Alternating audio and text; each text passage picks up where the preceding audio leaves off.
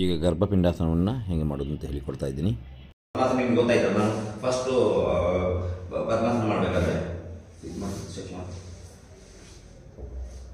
First method ಇದನ್ನು ಹೇಳ್ಕೊಳ್ಳೋಕ್ಕೆ ಒಂದು ಲೆಗ್ನ ಮೇಲೆ ಇಟ್ಕೊಳ್ತೀವಿ, ಬೆಂಡ್ ಮಾಡ್ತೀವಿ, ಇಷ್ಟ ಆಗುತ್ತಷ್ಟು ಬೆಂಡ್ ಮಾಡಿ 1 2 3 4 5 6 ರಿಲ್ಯಾಕ್ಸ್. ಇವಾಗ 1 2 3 4 5 6 7 8 2 3 4 5 6 7 8 9 10 ರಿಲ್ಯಾಕ್ಸ್. ಇನ್ನು ಹೋಲ್ಡ್ ಮಾಡು.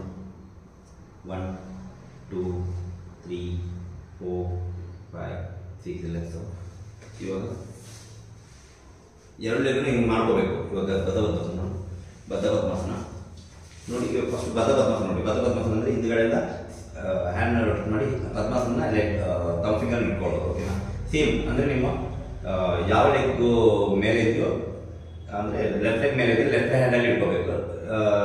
ರೈಟ್ ಲೆಗ್ ಕೆಳಗಡೆ ಇದೆ, ರೈಟ್ ಲೆಗ್ ಕೆಳಗಡೆ ಇದೆ, ರೈಟ್ ಹ್ಯಾಂಡಲ್ಲಿ ಇಟ್ಕೋಬೇಕು ಅಂತ. ಅಂದರೆ ಆಪೋಸಿಟ್, ಹಿಂಗೆ ಲೆಗ್ ಆಪೋಸಿಟ್ ಹೋಗುತ್ತಲ್ಲ, ಆದರೆ ಹ್ಯಾಂಡ್ ಕೂಡ ಆಪೋಸಿಟ್ ಆಗಿ ಹಿಂಗೆ ಹೋಗುತ್ತೆ. ಇದನ್ನ ಬದ್ಧ ಪದ್ಮಾಸನ ಅಂತೀವಿ. ಬದ್ಧ ಪದ್ಮಾಸನ ಮಾಡಿ ನೆಕ್ಸ್ಟು ನೋಡಿ, ಈ ಭಾಗದಲ್ಲಿ ನಿಮಗೆ ಗ್ಯಾಪ್ ಇರೋಲ್ಲ. ಸ್ವಲ್ಪ ಬಾಡಿ ಹಿಂಗೆ ಮುಂದೆ ಇತ್ತು ಹಂಗೆ ಇನ್ನೊಂದು ಸ್ವಲ್ಪ ಈ ಭಾಗದಲ್ಲಿ ನಿಮಗೆ ಗ್ಯಾಪ್ ಇರೋಲ್ಲ. ಓಕೆನಾ? ಆವಾಗ ಏನಾಗುತ್ತೆ, ನಿಮಗೆ ಕೈನ ಒಳಗಡೆ ಮುಗಿಸೋಕ್ಕೆ ಕಷ್ಟ ಆಗ್ಬಿಡುತ್ತೆ, ಇನ್ಸರ್ಟ್ ಮಾಡೋಕ್ಕೆ ಕಷ್ಟ ಆಗ್ಬಿಡುತ್ತೆ. ಆವಾಗ ಏನು ಮಾಡಬೇಕು, ನೀವು ಈ ಕೈಯಲ್ಲಿ ಈ ಕಾಲನ್ನ ಮೆಲ್ಲಗೆ ಎತ್ತಿ ಮೆಲ್ಲಗೆ ಈ ಕೈನ ಒಳಗಡೆ ಹಾಕಬೇಕು. ಕ್ಲಿಯರ್? ಕೈಯಲ್ಲಿ ಕೈಯಲ್ಲಿ ಹಿಡ್ಕೊ. ಕ್ಲಿಯರ್? ಇದಾದ್ಮೇಲೆ ಇಲ್ಲಿ ನೋಡಿ,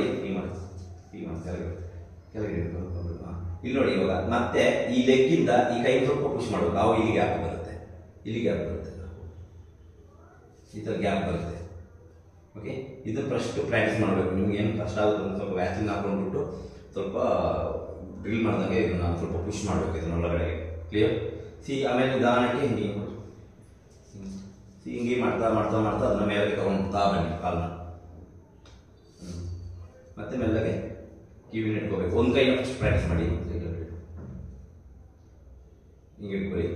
ಮತ್ತೆ ಈ ಕೈನ ಕೆಳಗಡೆ ಇಡಿ, ಈ ಕೈಯಿಂದ ಪ್ರಾಕ್ಟೀಸ್ ಮಾಡಿ. ಓಕೆ, ಆಮೇಲೆ ನಿಧಾನಕ್ಕೆ ಹಿಂಗೆ ಎಳ್ಕೊಳ್ಳಿ ಫಸ್ಟು. ಅಂದರೆ ಫುಲ್ ಜಾಯಿಂಟ್ ಆಗಿರ್ಬೇಕು ನಿಮಗೆ ಕಾಲು. ಇಲ್ಲಿ ಎಲ್ಬೋ ಒಂದು ಎರಡು ಜಾಯಿಂಟ್ ಆಗಿರ್ಬೇಕು.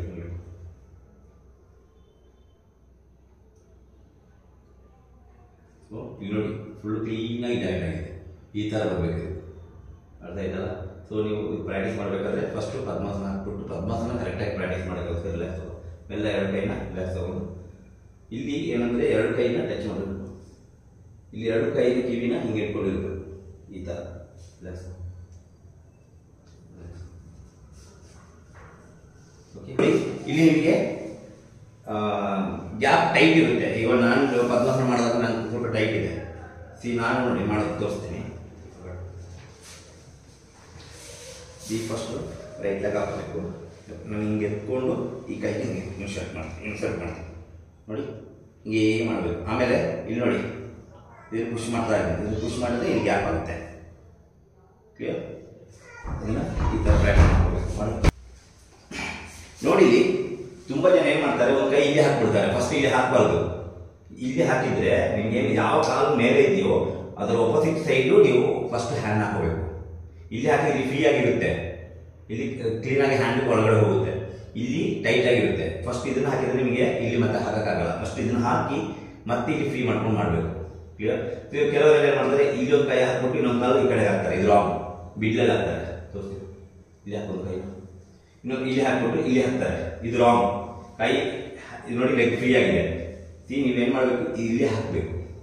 ಇಲ್ಲಿ ಹಾಕಿದ್ರೇ ಪದ್ಮಾಸನ ಸಾರಿ ಗರ್ಭಪಿಂಡಾಸನ ಕರೆಕ್ಟಾಗಿ ಬರೋದು. ಮಾಡಿ ಗರ್ಭಪಿಂಡಾಸನ ಲಾಸ್ಟ್ ಫೈನಲ್ ಪೋಸ್ಟರ್ ನೋಡಿ ಮಾಡ್ತಾನೆ.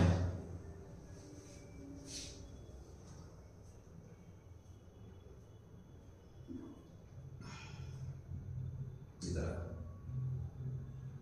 ಅರ್ಥ ಆಯ್ತಲ್ಲ? ಓಕೆ, ನೀವು ಅರ್ಥ ಆಯ್ತು ಅಂದ್ಕೊಂಡೆ ಕರೆಕ್ಟಾಗಿ ಇದೇ ಥರ ಪ್ರಾಕ್ಟೀಸ್ ಮಾಡಿ.